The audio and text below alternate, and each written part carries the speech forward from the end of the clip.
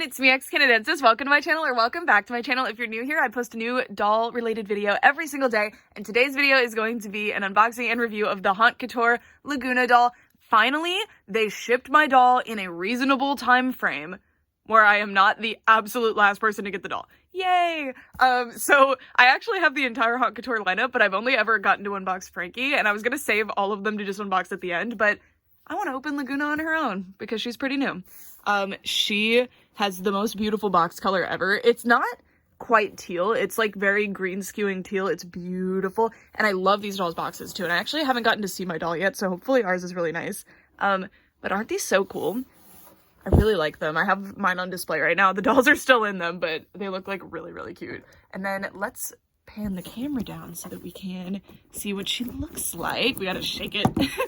It's a bit tricky the first time sometimes to get the actual lid off. Okay. Oh, I can't wait to read the note. When I read the note from Frankie's doll, I legitimately cried. Like, it got me. Okay, I guess we'll read the note first. Okay, so it says this, and then Laguna wrote me a note herself. And I brought some of my original Lagunas over. I didn't bring my first Laguna over because I'm dealing with her glue head right now, so she is not in beautiful shape right now. All right, here we go. Hey mate, where you been hiding? Feels like I've caught so many waves without you. We definitely have some catching up to do. I'm still fang in 10 with my best school friends and searching for the absolute perfect waves. Speaking of perfect, did you check out this fantastic outfit? Normally I dress in baggies, tanks, and floppies, but I have to admit it's fun to dress up sometimes. I love my mermaid style dress paired with this monster-ific moto jacket, and let's dive into these sea-themed accessories, including my octopus necklace and shoes, and this super cute aquarium purse with a sweet little lionfish chilling out. Don't be a stranger, Ghoul. The beach is just no fun without you. Okay, that one didn't make me cry like Frankie's. Laguna, I would think you're the more sentimental one. Anyway, and then it says from Laguna. Laguna Blue. I'm kidding. Anyway, alright, so let's see her. Alright, so this is my Laguna's face. There's absolutely no way to replace her. So, mine has eyelashes that are slightly misplaced, but overall I think she looks pretty good. And then the outfit. Really excited to get her out of here. All right, so let's get her out of. Oh my God, look, the shoes are sparkly. Look at that. Look at that. Love it. Okay, let's get her out of the box.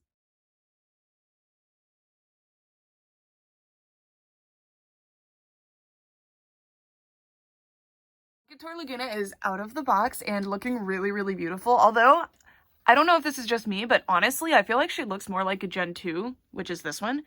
She looks more like this. Something about the face. Is that just me? But that makes me really, really like her because a lot of most of Gen 1 Lagunas, I kind of have a problem with their face and I'm not sure what it is that my problem is, but I love Gen 2 Laguna. So whatever the difference was between this and this, Couture seems to have gotten it as well. Also, I love, love, love this hair color. So, I don't know why mine is like this. So this is not an original Laguna, by the way. This is a re-release Laguna from... Is it 2014, 2015? Her hair color is a lot darker. And look, this one's like very yellow and cartoonish, which I feel like Laguna's hair is much more, I don't know, cartoonish like that. So I actually really, really love this hair color. And then that is pretty similar to what Gen 2 has. Also, I love the color of the streak. She has these like light blue streaks as opposed to these teal streaks on this one. And then I guess these are also teal. I don't even know. It's actually the same as this one, I think, Gen 2. Yeah, so, I don't know. We're gonna do a full comparison of some sort. I don't know how much we could compare. It's a Laguna doll. She's gonna have a lot of similarities to the others, but anyway, this doll is probably my favorite Couture, but I'm gonna have to unbox all my other ones to find out. All right, let me set up the camera better so we can get started on the review. Laguna doll is so pretty. I love the updates they did to the original face paint. This is still in the original face sculpt, I'm pretty sure, but they updated the paint in such a beautiful way. And again, reminder, these are placed wrong. They're supposed to be down on the lash line and mine are a little bit high, but I don't know, it's not bothering me too much, honestly. I love that there's like a black lash line that has the eyelashes in it, but then there's brown eyelashes above and below, so let me show you. It creates like a really interesting dimensionality to it. I wonder why they did it. And I like that. Well, I don't know 100% if I really, really like it, but like the part of the eye right there, like the tear duct, it's there. I don't know. Love the freckles. Love, love, love, love, love the freckles. I believe, yeah, it's a totally different pattern than the original Laguna has. I'm just going to do the comparison throughout the review, guys, so that I don't forget anything. But see, so this one's a lot more cartoonish, and this one is a bit more, like, random, like real freckles would be. See, this really puts into perspective how, like, this doll's just beautiful. I love this new Laguna. She's gorgeous. So gorgeous. And then, unfortunately, her hair, maybe other people get ones that are cleaner than mine, but mine, the style is kind of all over the place. I just think that this type of saran that Laguna uses, this color and everything, is just kind of weird. It never seems to be correct right out of the factory. You have to, like, really work on it. But that's fine. I'm willing to do that. This hairstyle is not too complicated. She just has it's a side part that goes just to the headband. The rest is just free. And then everything's pulled into a side ponytail, except the little bit here that is meant to frame the face. And that part has actually a little braid here, which is really cool, but the rest of it just comes off this little thing. And the way they curled the hair, I'm wondering how they did it, because it's actually really beautiful. Her hair has, like, all this texture to it. It's very bouncy and pretty. Look at this. Beautiful. That's why I'm worried about when I wash it out. I don't want to lose any of this beautiful texture, because, like, I really like this curl pattern a lot. I think it's gorgeous. Now let's take a look at that rooting pattern, because it's actually going to be quite easy here. Yeah, so we've got so much hair that it's hard to view the rooting pattern, which is always a positive thing. Just picking locations that could be bald. Yeah, so just the exact typical Monster High rooting pattern that you'd expect in any other doll. Maybe more hair. She has a lot of hair on her head. Oh, you're so beautiful. I love those thick eyebrows. Also, I forgot to point out the lips. I don't know if those are supposed to be like teeth motifs or lip shine. I'm not sure. I like it kind of, but it also reminds me of chapped lips, which she definitely wouldn't have. I guess maybe if she was on land for too long. I don't know. Maybe I'm reading too far into it. And then she has this cool swirly thing. Now this looks like an ammonite with the animal coming out of it, because if you don't know, these little ammonite shells, back in their heyday, used to have little squid guys hanging out of them. So I think that's what that is. I don't think it's meant to be a nautilus, because nautili don't have tentacles like that. They're very short. But it could just be a very stylized nautilus thing. And they are plated, so pink plating, so they're nice and metallic like you would expect them to be. And then up here we can see the headband, which is super cool. I'm wondering how they only plated this part. That doesn't seem to be a separate piece. It's really cool.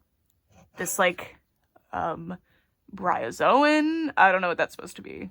It looks nautical though, and that's what counts. And then there's just oh, maybe they did plate this whole thing, but then they did black glitter paint on the headband itself. I don't know. And the headband has some texture to it, but it also has a rubber band on it, so it's hard to tell.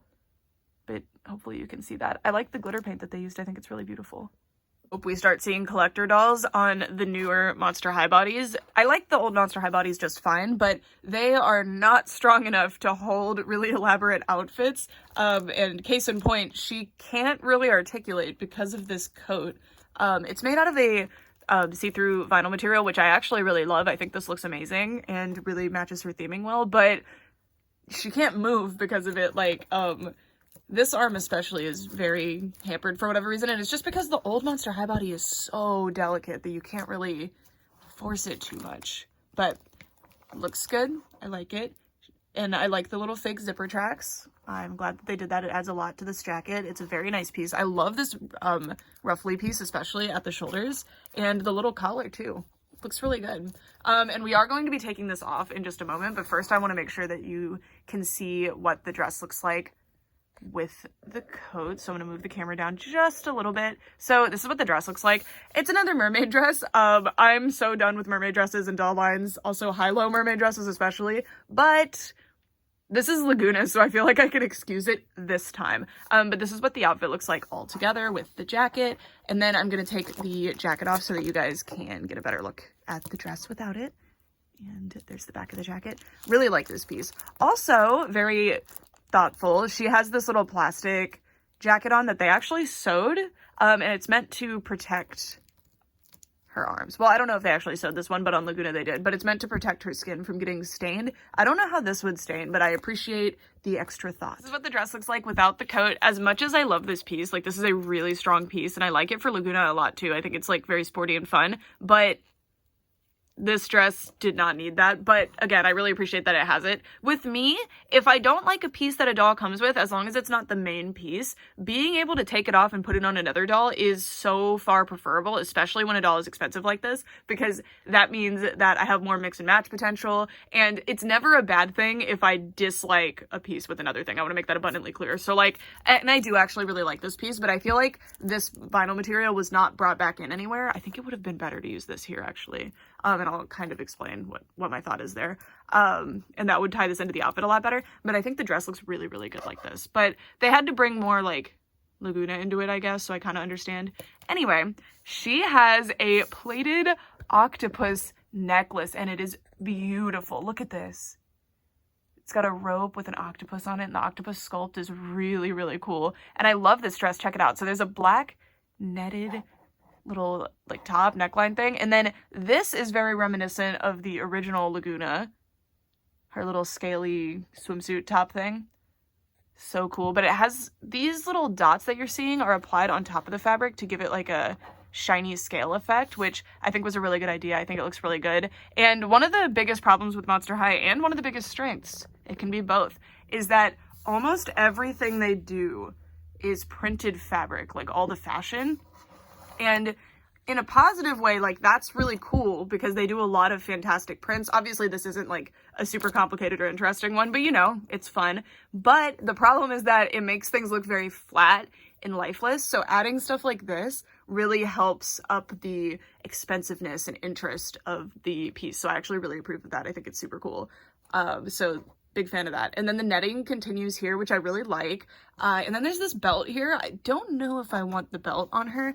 And it's very, like, very shriek-wrecked with the belt, because it's got all these little things in the chain. So there's a seahorse, a starfish. Oh, there's a nautilus back here. Actually, no, I'm saying that's an ammonite. I am sticking to my word that that is an ammonite. Look at it. Really cool. Love it. She also, in Black Carpet, actually had one on her headpiece, and I really, really love that piece. So, like that they're bringing it back. It's, I mean, Nautilus don't have the, like, ridges on their shells, so I'm really going with that being an ammonite, which I love.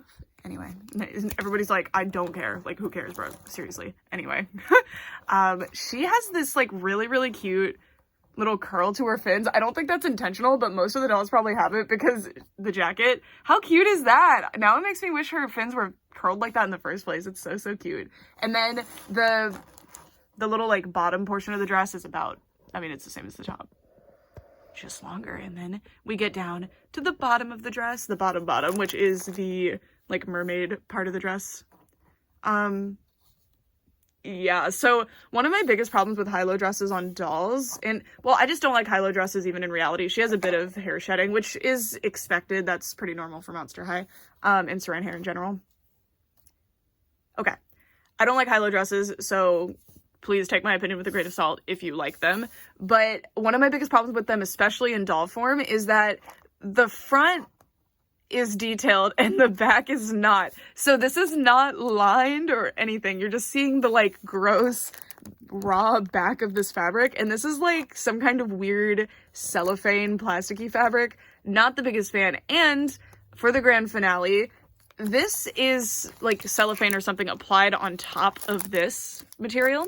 So this will actually peel over time. There are a lot of Hasbro dolls and, like, early Disney dolls made by Mattel actually that use this material, and it can flake, so I am pretty worried about that. I don't know if this is that exact material, but it's pretty similar, so that would be awful if this doll flakes, because this doll was really expensive, but I don't know. I really love this layer, though. This is, like, actually a nice quality netted fabric, organza or tulle or something. But also this fabric, to me, because it was used on so many 80s Barbies, it's also used on a lot of bootleg dolls. It's just kind of cheapy feeling to me. I don't know. I would have much, much, much preferred this fabric, I think. It would, like, have really interesting, it would keep its shape really well. I think it would be really cool. And you already have the ruffles here as a case study. Obviously, these are smaller, so they gather a bit differently, but I don't know. I'm just not the biggest fan of this.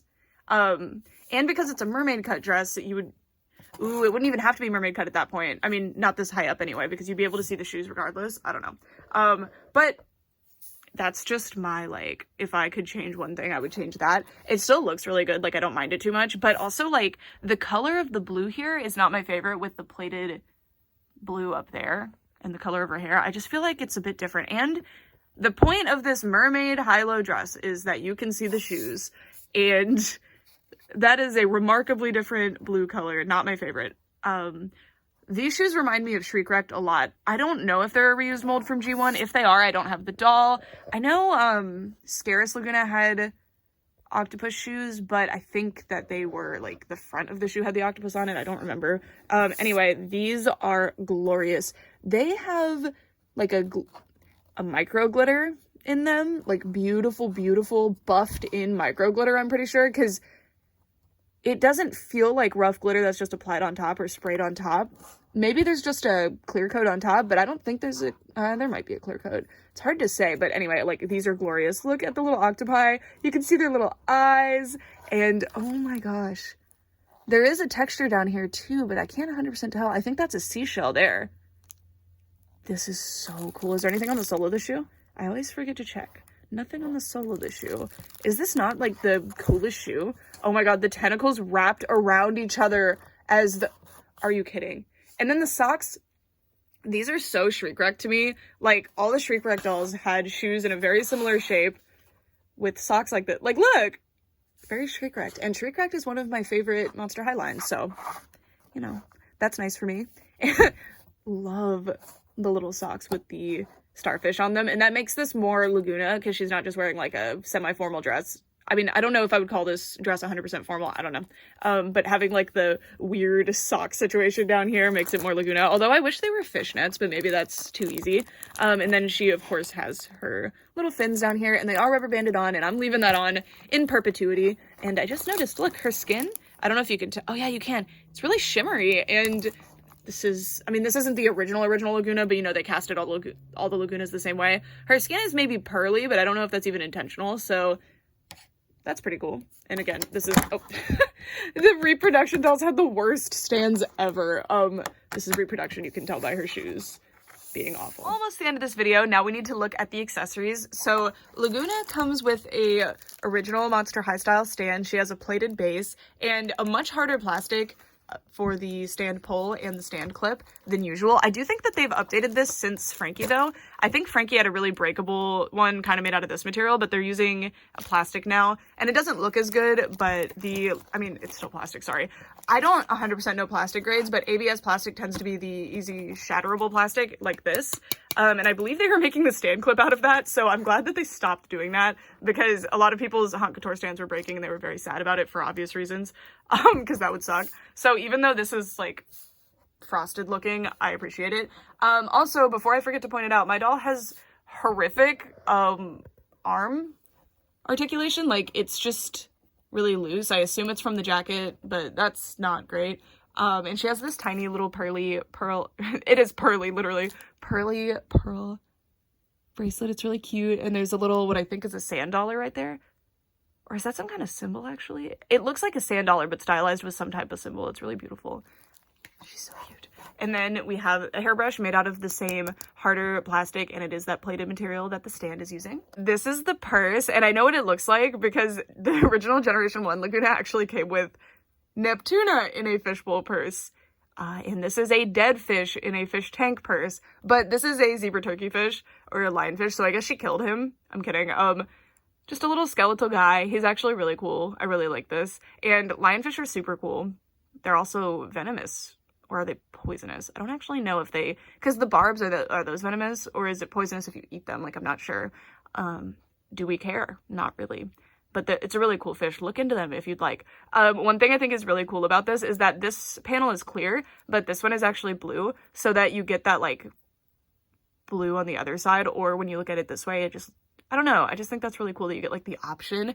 And the purse, I believe, opens, or at least I hope opens. No, did they glue it shut? I want to play with the fish. Okay, I think they glued the purse shut. You could still figure out how to open it, I'm sure. Dang it.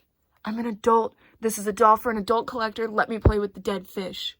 I'm kidding. I understand why they did that. He's so cute in there, though. I want to move him around. If you've managed to open this, let me know how you did it. unless it was just with a hammer. This is like a vinyl strap so that she can hold it, and then these, this strap is hard plastic. It's the rest of the purse. I love the glittery paint that they used on this. I really hope they continue to use this glittery paint, because this is an unusual way to apply the glitter for Monster High, the way that these two did it, and I love it. It looks so good. Please continue doing it. Please. And then, of course, the way she can hold this. See, there's something up with the articulation on this doll. Yay! Now she's holding her purse. So cute. So cute. Oh, I have a big criticism. So now we've reached the end of this video, so I'm just going to talk about my thoughts on this doll. Big criticism is that her head, I don't know if it's her hair being too heavy or maybe if there's an issue with her neck peg, but her head articulation is not great. It's really hard to get her to just do this, like a normal look, whereas like the old Monster High dolls and the new ones, she can look down. This doll can't look down at all. Like, I can't get her to do it, which is really annoying. See, she just pops her head right back up. That's really annoying. It limits photography a lot, and when this is like an adult collectible, photography is the main thing that's going to be done, other than just leaving it in the box and staring at it like an art piece, which is basically what I do, but I take them out to stare at them. I also go out and take pictures of them, guys.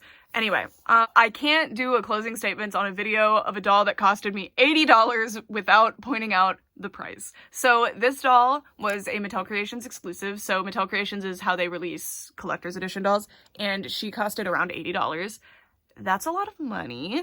And I have kind of an explanation for why I think she costs so much. Well, first of all, she costs so much because Mattel wants to make money. It's a company, they want to make money. That's fine. I just have to accept that as a consumer that likes their products. Some of their products. But I think what's going on here, okay, one thing that really makes me mad about these dolls is that they refuse to tell us what the edition size is. I think that's very dishonest, because if the edition size of something is lower, that means it's going to cost less, or sorry, it's going to cost more to produce each individual item. So if they're making one doll, like a one-of-a-kind doll, that has a unique face sculpt, that means that sculpt is going to cost like $10,000, right? Because they don't get to parse out that sculpt between 10,000 dolls for $1 each, you know? So if there's 1,000 of this doll, I'm willing to pay more, because not only is it more limited, which as a consumer makes me feel special, usually I don't really care that much about that. Edition sizes to me are annoying because I want the doll and I don't want it to be hard to get. But what I'm saying is, like, that's a justification for the price for some people. Some people really like when something's super limited. Anyway, moving on. They won't tell us the edition size, so I don't know if the price is justified or not. And I don't know how valuable, relative to other things, that this doll is. If I had to guess the edition size based on my experience shopping other limited products, I think that the edition size is between 5,000 and 10,000, and I know that's a huge number, but they won't tell us what it is.